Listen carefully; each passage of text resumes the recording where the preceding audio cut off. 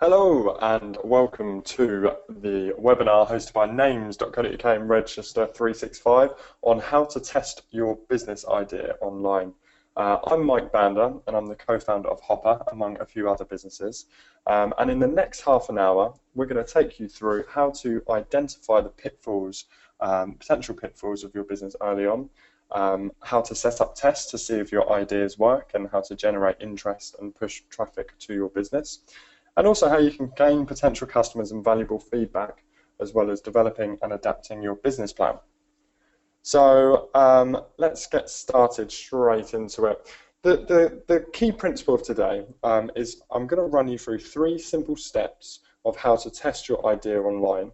So this is relevant for you if you have an existing business idea, or if you have a few things which you might like to do and you haven't done anything yet. But it's also relevant if you have started launching a business, or you're looking at launching a business, and no matter what stage you're at, these 3 steps can be implemented into your business to really develop your idea to the next level, wherever it may be. So really quick bit of background. I run a company called Term Partners, and Term Partners is primarily focused on the acquisition and turnaround of broken businesses. But we also create our own businesses from scratch, if you like, our own startup businesses, and we're a slightly different setup to the traditional sense of a tech business and the popular media sense of a tech business, where they raise lots of money, employ lots of people, and just throw money at problems. What we do is we're essentially bootstrapped, so we're fully self-funded, and we actually test concepts to ensure that ideas can be really, really good business ideas before we put lots of investment into them. So a few years ago, we started a company called PROBOX, which is fitness supplements by subscription. We've actually ended up closing PROBOX down, but the lessons from that are invaluable, particularly when starting a business with these 3 steps. And also in May 2013, we actually acquired a niche dating agency called Toy Boy Warehouse, and spent the last 2 years doing a turnaround project on that. And in the literally last 3 months, we've just launched Hopper at hopperhq.com, which is essentially a scheduling app for Instagram. Now, even though these businesses are all very different, the one thing that does link them is that they're predominantly online, and we've been able to test them in a really efficient way, so I'll just take you through that. The 3 key steps on how to test your business idea is firstly how to identify assumptions within your business. Now, assumptions really are the unknown parts of your business. They're the things little leaps and jumps which we make when we think of our idea. And really identifying what those are is the first step on. There's a lot more information on that very soon. The second step is about minimum viable products. And this is a mechanism which can enable us to test our business idea, improve the concept, and actually enable us to launch a business within 4 weeks. And finally, we're going to talk briefly about how to attract visitors online. So this is how you can get people relatively quickly and cheaply to look at your product and help you test the concept. So our focus today is really on real business and real relationships. We're really focusing on value creation for both you and your business model, and how your business can create value for those who consume it. And also, we're going to be really focusing on how we can be as efficient and sustainable as possible. Now, whether you have an MBA in business or you haven't even opened a business book ever before, it doesn't really matter what your business background is, because it all comes down to this very, very simple slide here. No matter what you know or what you've been told or learned, try and simplify your understanding of business to this simple box. If a business is in the middle, then you have inputs into your business. So this can be time, this can be money, this can be raw resources, this can be nuts and bolts. Then all a business does is it adds value into the top of the box. And by adding value, that is the thing which you do to make sure that the outputs are worth more than the inputs. So if it's a case of just soldering some nuts and bolts together, or whether it's a case of adding great customer service onto something, that value is what you give to your customers, which they essentially pay more for, rather than the sum of the inputs. Now, there's Obviously, a lot more complexity to business, but really the principles are as simple as this. And try never to overcomplicate that, particularly when testing out an idea or concept. And finally, the one things that we must remember are no matter what your business is, ultimately it needs to make money. And by making money, it enables you to kind of build the business, and that's often a sign of business success. But in order to make money, you need to offer value to people. To find what that value is, or to provide that value to people, you need to create products or services. And to find the right products or services, you really need to understand those customers. And the way we understand customers to decide what products or services can carry the value, you really need to validate issues and solutions.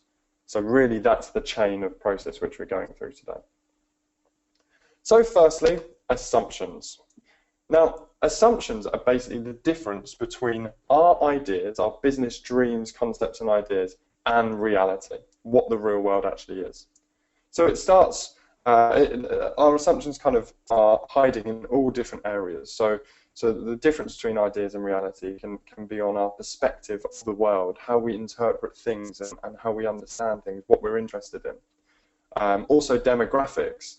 So we've previously run a business targeted predominantly at older women, but my business partner and I are both kind of late 20s guys. So our perception of the world and our actual demographic is different to the target market. So sometimes the things that we assume that we understand about our target market isn't always correct. Also, the difference between ideas and reality are how our competitors react. So will competitors react in a way if they want to out-innovate us or attack us or defend their existing market? Now, what these assumptions are basically they represent uncertainty. So these are the small things we think of when we dream up our business. So they're the things that might not be right. So say for example, if we're dreaming of running a fitness supplement company, an assumption we might have is that we can actually buy lots of protein powder to sell to our customers, but we don't know for sure that we can actually buy it in the quantity and for the price that we want. So that's an assumption that you have about your business.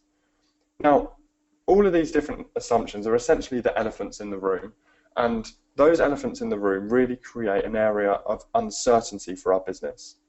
So it's fine for there to be uncertainty, but as long as we know that that exists, we can then work to try and eliminate that uncertainty, which is the ultimate aim of building a more sustainable and robust business concept. So to put this into a proper example to kind of see how that impacts on business, I want to explain to you briefly the case of PROBOX. So PROBOX was a fitness supplement company by subscription. Most of you will know that people who consume fitness supplements, like protein powders, they'll buy it in a big tub which will last them about a month. But we thought that lots of people didn't like this because the tubs were quite difficult to store, you were locked into one flavour for a whole month, and if you wanted to take an individual serving to the gym, you'd have to decant it into a different box or bag. So we came up with the concept of providing individual serving sachets with a mix of flavoured, delivered weekly through your letterbox, and people pay by subscription. So you can see a little picture of PROBOX Mark 1 in the bottom right there, and James and I at the top. So it's a very simple concept. We spoke to a few people about it. Everybody liked the concept, but the process we went through was, instead of just launching the business and buying tons of protein and lots of marketing spend, we basically went through the process of identifying what assumptions we'd made when we created this business concept. So number one, we assumed that people would purchase fitness supplements online. We also assumed that people would subscribe to regularly receive fitness supplements, which was quite important for our business model. We did work out slightly more expensive, so we did assume we would pay a premium for the convenience of having them in individual sachets rather than a big box. And you can see down the list here that there's just lots of different assumptions that we had. The fact that people would have only one protein shake a day, because if that was incorrect and people had 2 protein shakes a day, then a box of 7 wouldn't last them a week. So try and think about all the different assumptions which you have in your business. And in order to uncover that uncertainty and just like find out where those assumptions are, it's often difficult to do on our own business because we don't identify the difference between ourselves and the real world. Um, so the key kind of areas to really investigate into your business concept and your idea are firstly the market. So what are you proposing for your consumer pain points? And actually, are people really having a problem where you think they're having a problem? Secondly, around competition. So who else is working in the space? And how different is your offering to competitors? What is your competitive advantage and how robust is that? What assumptions have you made about how you can be competitive? Also, what assumptions have you made around your product? So what value do you propose to offer to your customers? What's your value proposition?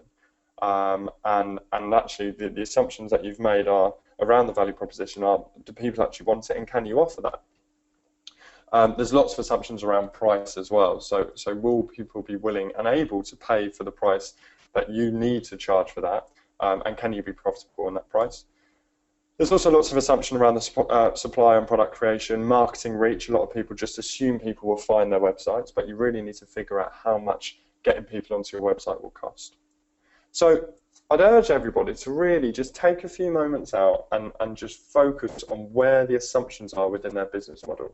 What little skips and jumps have they made in their head when they are dreaming how their business will become? And actually try and then focus on making that, identifying those areas as assumptions because they represent the uncertainty within your business. So once you've got a list of kind of about 10, 15 or 20 assumptions, really push yourself to identify these assumptions and make them quite granular. I assume that people will purchase fitness supplements online. Have an assumption is almost like a statement. You assume something will happen. Once you've made those assumptions, you can prioritize and order them. Firstly, by what the biggest critical success factors are to your business. So you'll notice right at the top of the PROBOX list was that people buy fitness supplements online. Now, that's quite an obvious one, but actually if people didn't do that, then it means that the whole business just wouldn't work, so it's very important. And then secondly, prioritize them in order of what is essential to being competitive. So as you noticed on the PROBOX list, we mentioned that if people weren't willing to pay a premium for individual sachets, then essentially we're not being competitive because people will just pay less and deal with having one big box. So once we've identified all of these assumptions, what we're trying to do next is push through this essentially a feedback loop to try and eliminate that uncertainty. So at the top we have the ideas, which essentially in this case is the assumptions that we have. And then we need to try and understand by building out and testing these assumptions whether or not how people react to them. So we build various different tests and measure how people react to them. And then we use that data to essentially learn whether or not those assumptions are true or false, correct or not correct. And then we develop new assumptions and improve our idea. This isn't something that you do once. You basically, it's a cyclical thing which you can continue to do. So how do we do that? Once we've got a list of assumptions, the second step is really to build a minimum viable product. This enables us to test assumptions and concepts as quickly as possible. And what a minimum viable product is essentially the quickest, cheapest, easiest, most lightweight version, which includes the value that you're hoping to provide to customers to see how they react when you try and provide that value to them. So, as the picture represents, if you're trying to test the assumption that people want to communicate with one another when not being in the same room, instead of building a whole mobile network, which we're doing today, which people have done today, you might just start off with 2 tin cans with a bit of string in between and see how people communicate with one another. So, in the real world, there's quite a few different examples of minimum viable products. And here's just a few which are most relevant for people looking to do startup online businesses or testing concepts. Firstly, it's the explainer video. And the explainer video really enables us to show people what value we propose to create without actually building any technology out. So a short video explaining what you do and why people should buy it. Now, Dropbox is a fantastic example of this. For those of you who don't know, Dropbox is a really famous and well-used file sharing application.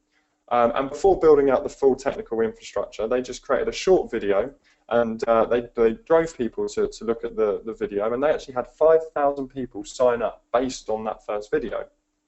Now, instead of just building out the product for those 5,000 people, they spoke to as many of them as they possibly could, and they asked the questions: why did you sign up? What features do you like? What features don't you like as much?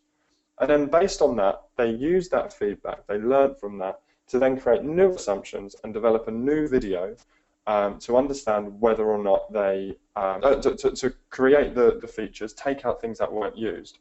And then in their second video, when they launched that, they received an additional 70,000 signups in one day. Now, for Dropbox, they were able to change the features that they had really easily by just changing a few slides and a voiceover in a video rather than building out the technology. A really, really simple version of a minimum viable product, and something that we can all do literally today, is a brief landing page.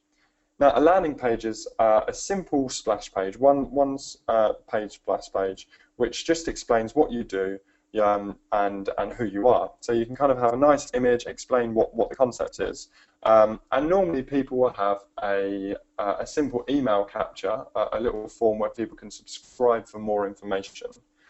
And based on how many people they send to the site, they can see what sort of percentage of people are signing up.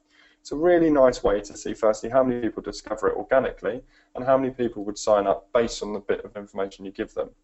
And with Domain Name Plus, which is a product with NamesCo and Register 365, you actually get a free website and email account with every domain that you purchase. So you can actually pop up a basic landing page. Another one of my favorites, is actually a prototype. So a prototype is a live website which looks like it's a existing business that can take orders before products are actually created. So on the left there, you can see a picture of the first ever box of PROBOX. And this was actually created by just on Photoshop, so it was an image created rather than a specific photo. And we explained on the website what PROBOX is, what value it proposed, what flavors that we had, and we actually then asked people, instead of asking them whether or not they would sign up, we actually just asked them to sign up to try and assess what behavior they had. So people selected their flavors, and as they went through to the payment page, we actually then had a pop-up which apologized that we hadn't actually yet launched and would get back to them as soon as possible. Now, seeing what people actually do is really invaluable because it enables us, as PROBOX, we had 200 customers, essentially, who were going to sign up before we even decided whether we were going to the next stage with the business. Now, this then enabled us to say, okay, maybe we'll do like this concept, and then we went to the next stage by actually building out the product. Another minimum viable product is the Flintstone, and the Flintstone is a live website which serves customers, but it's almost a lot more work which is going on behind the scenes. It's not as automated and slick as it looks. So Zappos.com, which is actually the world's largest online shoe retailer, that was previously bought by Amazon. The founder of Zappos wanted to provide the value of fantastic customer service, and he had the assumption that if people had really, really good customer service, then actually they'll buy more shoes online and they'll buy them back from Zappos. So what he did was he set up a website, a shoe website, and instead of buying hundreds and hundreds of shoes or thousands of shoes, he just took pictures from other websites and went down to his local shoe shop and took pictures on there. Then actually he drove traffic to the site, and every item of every shoe that he sold, he provided really good customer service, and he offered a 365-day return policy. So this is essentially the value he wanted to create. Every time he made a sale, he actually went down to the shoe shop, bought that shoe, validated learning. And also then to amend your offering incrementally through testing and iteration. So the case of Zappos, the shoe retailer, he wasn't trying to make money by every shoe that he sold, but he was trying to seek the validated learning that yes, people are buying a pair of shoes and they're coming back to buy another one because they like the customer service. And this then fits back into the whole process of eliminating uncertainty. We have an assumption, we build out the minimum viable product, we measure how people react to it. We use that data to learn about whether or not that assumption is true or false, and then we create another idea, develop the assumptions or develop the concepts off the back of that. So you've really got to think about when you create your MVP, choosing what are the most important assumptions or the core assumptions from your prioritized list. Then trying to think about what core values need to be included. So back to the case of Zappos, if he was testing the assumption that people would buy more shoes if they had fantastic customer service, his minimum viable product had to include fantastic customer service. Also, then you've got to look at how you can provide this value with low or no design, develop, marketing, and finance cost. So basically, what's the cheapest way and the quickest way of providing that value and testing how people react to it? Before you do the test, I'd really recommend that you look at identify what success and failure looks like. So specifically, if you're driving 1,000 people to a website, how many of them need to put in their email address for it to be a success? And under that number, then the test hasn't worked out, it's been a failure. But critically, what does success and failure mean? Just because you don't get 1,000 people out of 1,000 people signing up on your mailing list doesn't mean that the concept is totally kaput. It just means that it isn't right in its current iteration. And what can you learn about to improve that going forward? So I just want to share something with a friend of mine who I actually shared an office with in 2010. He founded a company called LocalBeat, and he didn't do this process. He actually didn't speak to his customers. The existing product, or what LocalBeat was going to be, was essentially a centralized website which drew together all of the news, information, events, offers and promotion, maps, forums, conversation, discounts into one website, whether anything that you wanted. And he had this great idea, but he didn't test his assumptions. He didn't speak to customers to see what people actually wanted. He didn't look at what other websites were doing. He was just confident that when all of these things together, it would be a winning recipe. And he developed it for 8 months in isolation and secret. He wouldn't share it with anybody else. He didn't want to let other people see what it was. He had a top secret design, and he kept on missing various different launches. So this went on for about 8 months, and then this happened. Absolutely nothing. The danger of not testing your assumptions and not going through these incremental steps is that you, more often than not, will end up by never launching anything, or if you launch something, it will be so far away from what people actually want to consume and what value people actually want that it's really difficult to build into a sustainable business. So finally, we're going to look at very, very briefly at how to drive traffic to your test. So it's all well and good having these minimum viable products up, testing your various assumptions, and it's but how do you get people onto your website? So to explain this a bit, I just wanted to explain briefly about Hopper. So Hopper is essentially the world's first fully automated scheduling tool for Instagram. So we spoke to lots of brands that are basically really doing some great and in real time. So what we've provided is we enable people to create a post from their desktop. They create their image, upload it into there, and they just put in a small caption, select the time and date in which it wants to go out, and then we do the rest. So it enables people to be a lot more efficient with the marketing which they're doing. It saves them time, it increases their engagement, and it cuts out a lot of moving around of images. So the concept was very, very simple. Scheduling tool for Instagram. And we actually built a minimum viable product after we tested the concept. But we needed to drive people to the site as soon as possible to try and validate it and get some early customers on. Now, the few options available to you as kind of like a startup online business, not all of them are good for every test. So a few of them are developing really, really great content. Specifically if you are an expert in your field, so if you're really good at SEO or online marketing or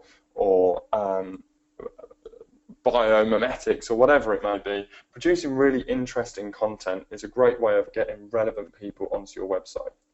Also, by having lots of good content on your site, it increases your search engine optimization, which is essentially a way of appearing higher on Google for the search results, for the search key terms and relevant searches. Now, the difficulty with content and search engine optimization is it takes quite a long time to start ranking and start appearing and building up that trust with the search engines. So if you're trying to drive traffic quickly and through a test, then search engine optimization often isn't the best, quickest way to do it. Another option is through affiliate marketing. And this is essentially, if you're making sales on your website, you form agreements with individual people who have a relevant marketing reach or readership within people who might be interested in your product. And you just say to them, every person that you pass to my site that ends up making a sale, you'll get 20% or 10% of the amount that they buy. And there's lots of different software to enable you to manage this affiliate relationships, and it's a really great way to get lots of people talking about your products online. Another great channel is through pay-per-click advertising. Now this is basically you pay a certain amount for every time somebody clicks from a publisher like Google, Facebook or LinkedIn, clicks on one of your ads and goes onto your website. So for the case of Google, you can essentially look at the people who are searching for, say, fitness supplements by subscription, and every time we bid on that keyword and it appears an advert up at the top of Google, we pay them a small amount every time someone clicks on them. Now this is a really great way of getting traffic onto your site quickly, but you do need a small amount of budget to actually try and drive some traffic. Social media is also another great channel, but you've got to remember, similar to the content, firstly you need the content itself, and then you also need the audience to actually get people onto that. So social media is an interesting one to do, but it does also take a bit of time to build up. Another one which has been really good for Hopper, and you'll notice the ones in bold are the ones which we've actually used for Hopper, is by doing various different forms of email capture. So we run various different competitions and we do different referral schemes to get people to enter their email address. We also offer ebooks and information on Instagram marketing in exchange for their email address. And then once we've got someone's email capture, we then push that into an email campaign where we continue to contact them over a few weeks and months to actually drive them onto the website, provide them more information and more value, and then we can essentially hopefully make sales when they come back onto the site in a nice informed way. So I'd recommend, specifically if you're trying to get people online quickly, a bit of pay-per-click advertising and then through email capture. So they're the kind of 3 key tips, and I have a challenge for those of you on the webinar. And the main challenge really is to try and launch your first product or service within 4 weeks. Now, I've mentioned this to a few people in the past, and I've often thought 4 weeks is just no time at all. But by your first product or service, I don't mean the business which you hope to run in 5-10 years' time. I mean the very first iteration or the first test of your business, testing assumptions, getting out into the public domain to see how people are reacting. And when you think of it like that, 4 weeks is actually a huge amount of time. So in summary, you really got to think about what value are you creating and what's your value proposition. Then take a step back and try and look objectively at your business idea and concept to look at what assumptions you've made and try and eliminate that uncertainty. Then look at how you can test if people will buy your product, so what's your minimum viable product? And whilst you're building that, try and think about how you can drive that traffic online. So what are your chosen channels of that list or other ones you might come across? I wish you all to dream big, shout loud, and change fast. And thank you very, very much for listening. A few quick things before you go. If you are going to take up the challenge of launching your first product or service within 4 weeks, you might be able to just launch a landing page just to have a presence on the internet and see how people are interacting with your idea. Names.co.uk and Register365 actually provide a free site builder, free email and free stock images with every domain that you buy from them. So if you do buy a domain or you've bought a domain from them, you can essentially just pop up a really quick, easy splash page with a nice image, a nice description about what you do, and essentially then you'll be able to start seeing how many people are interacting with your website. If you've got any questions, then I'm always happy to help, as our names.co.uk and Register365. So please just email into webinars@freeobt.com, or you can contact on the website or phone numbers below. You can also contact me directly.